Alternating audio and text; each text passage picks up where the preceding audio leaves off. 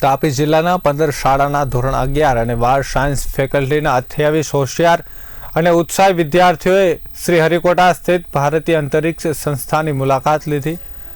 Project વિજ્ઞાન સેતુ અંતર્ગત યોજાયેલા આ શૈક્ષણિક પ્રવાસમાં વિદ્યાર્થીઓએ અવકાશ વિજ્ઞાન, ટેકનોલોજી અને રોકેટ લોન્ચિંગ જેવી વૈજ્ઞાનિક પ્રક્રિયાઓને નજીકથી નિહાળવાનો અમૂલ્ય અવસર મેળવ્યો।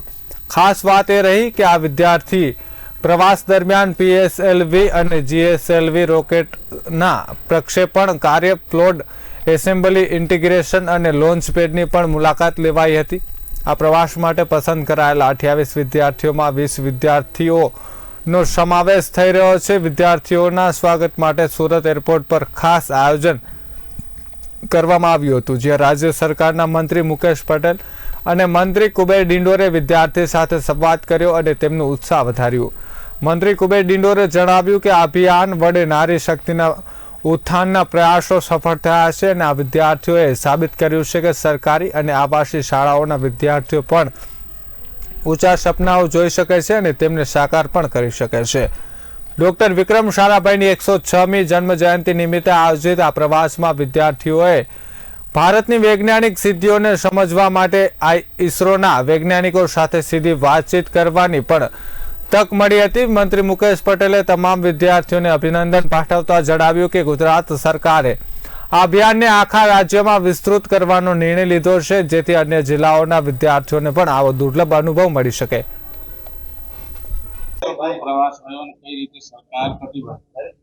સૌને મારા નમસ્કાર।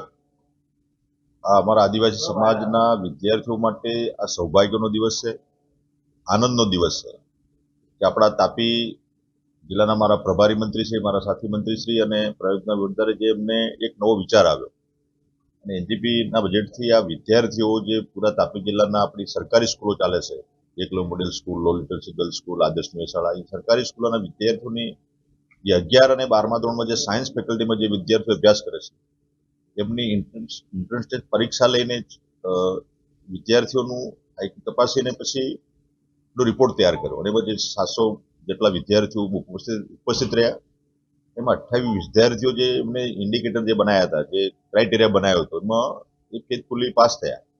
એવા 28 વિદ્યાર્થીઓ થયા અને એમાં ગૌરવની બાબત તો એવી છે કે 4 વિદ્યાર્થીઓ આદિમ જૂથના છે, એ જેમને પહેલી વાર આ જે ઈસરોની જે યાત્રા એમણે જે કરી છે અને એમાં જે નારી શક્તિની વાત આપણા સન્માનિત દેશના પ્રધાનમંત્રી મોદી સાહેબ જે કરી રહ્યા છે, નારી શક્તિના ઉત્થાન માટે સાચા અર્થમાં નારી ગૌરવ વધારવાનું કામ અમારા આદિજાતિ વિભાગ અને આપણા મંત્રીશ્રીએ કર્યું છે। 28 વિદ્યાર્થીઓ જે ઈસરોની મુલાકાતે ગયા, એમાં મારી 20 તો મારી દીકરીઓ છે। એ ગૌરવની બાબત મારા સમાજ માટે ગૌરવની બાબત છે અને 8 આપણા દીકરાઓ છે। બધા જ મળીને પ્રયોગના વહીવટદારશ્રી અને એમની પૂરી ટીમ અને અમારા શિક્ષક મિત્રો જેમને આની પાછળ મહેનત કરી છે, એ સ્ટાફ મિત્રો, એમને પણ હું શુભેચ્છા પાઠવું છું। એ બધા જ મિત્રો સાથે મળીને મારા સમાજના દીકરા દીકરીઓને જે એક આવું એમને સપનામાં પણ વિચાર્યું નહોતું એવા વિદ્યાર્થીઓ છે।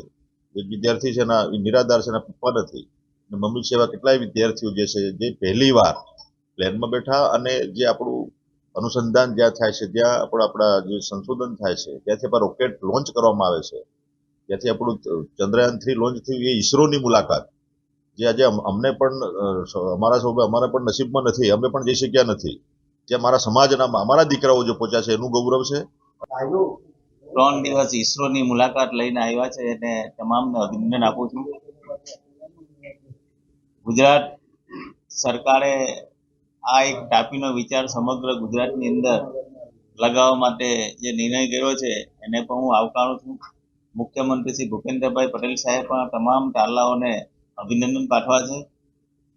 હું તમામને જે લોકો પ્લેનમાં નથી બેઠા ને આજે ટ્રેનમાં નથી બેઠા અને પ્લેનમાં જવાનો એક મોકો મળ્યો છે, સાથે સાથે જે રીતે દીકરા દીકરીઓ જે વાત કરતા હતા એનો અનુભવ જે કરતા હતા, જે રીતે આચાર્ય કહેતા કે જે એક આદિવાસી દીકરાઓ વૈજ્ઞાનિક સવાલ પણ કરતા હતા, એ સવાલમાં વૈજ્ઞાનિકો પણ દિશામાં મુકાઈ જતા હતા, એવા સવાલો આ તાપી જિલ્લાના તાલાઓએ જે કર્યો છે એને અભિનંદન આપું છું।